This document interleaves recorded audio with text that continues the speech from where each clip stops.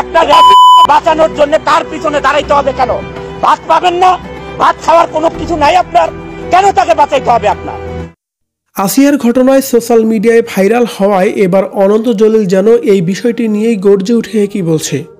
অনন্ত জলিলের এই কথাগুলো শুনলে যেন সত্যি আপনি অবাক হবেন। তাই কি বলছেন তিনি জানতে সম্পূর্ণ ভিডিওটি দেখে সঙ্গেই থাকুন। সেই সাথে ভিডিওটি শেয়ার করে সবাইকে দেখার সুযোগ করে দিন। তার বাবা মা একটা লয়ার ধরে তার ন্যায় বিচার পাওয়ার জন্য, আর যে সেও লয়ার ধরে তাকে খালাস করার জন্য। অনন্ত জলিল বাংলাদেশ ফিল্ম ইন্ডাস্ট্রির একজন আলোচিত সমালোচিত সুপারহিট নায়ক। আর অনন্ত জলিল সবসময় যে কোনো সিনেমায় করুক না কেন, প্রত্যেকটা সিনেমাতেই তার স্ত্রী বর্ষাকেই রাখেন। বর্ষাকে নায়িকা ছাড়া অন্য কোনো নায়িকা নিয়ে তিনি কখনোই কাজ করেন না, আর ভবিষ্যতেও করবেন না। তবে এই সম্প্রতি সময়ে এই অনন্ত জলিলের একটি ভিডিও দেখা গেল ফেসবুক পেজে, যে ভিডিওটি তার ফেসবুক পেজে অনন্ত জলিল নিজেই আপলোড দিয়েছেন।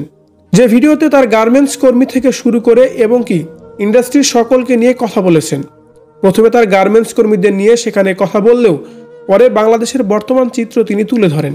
বিশেষ করে আসিয়া কাণ্ডের নির্যাতনের বিষয়টি নিয়ে সোশ্যাল মিডিয়ায় এখন অনেক বেশি আলোচনা, যার জের ধরেই অনন্ত জলিল বলেন, বর্তমানে যাদের করা হয় তারাও একটা উকিল ধরে, অপরদিকে যারা এই ঘৃণিত কাজ করে তারাও ন্যায় বিচার পাওয়ার জন্য আরেকটি উকিল ধরে, নিজেকে নির্দোষ প্রমাণ করার জন্য। তাহলে একটা বিষয় ভেবে দেখুন, যেসব উকিল এই নরপশুর পক্ষ নিয়ে তাদেরকে জামিন করাতে যায় টাকার লোভে, এসব কাজ করে যারা, তাদের কি মা বোন নাই? তাদেরকে পরিবারের কোনো মেয়ে মানুষ নাই? আর যে টাকা নিয়ে তারা একজন নরপশুকে ছাড়িয়ে দেয়, সেই টাকা তার সন্তানদের খাওয়ায় কিভাবে? ওই লয়ারদের মা বাবা নাই, ওই লয়ারদের বোন নাই, ওই লয়ারদের বউ নাই, তার মেয়ে নাই, শুধু টাকার জন্য। এমন প্রশ্নই তিনি রাখেন জাতির কাছে। অনেক রাগান্বিত হয়ে এইসব কথাগুলো বলছিলেন তখন অনন্ত জলিল, কারণ দেশের চিত্র এখন খুন ও ডাকাতি সবকিছুর পরিমাণ যেন অধিকতরে বেড়ে গেছে।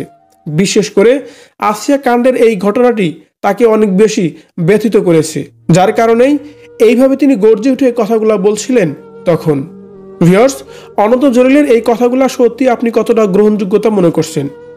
অবশ্যই আপনার মূল্যবান মতামত কমেন্ট করে জানাবেন আমাদের কমেন্ট বক্সে।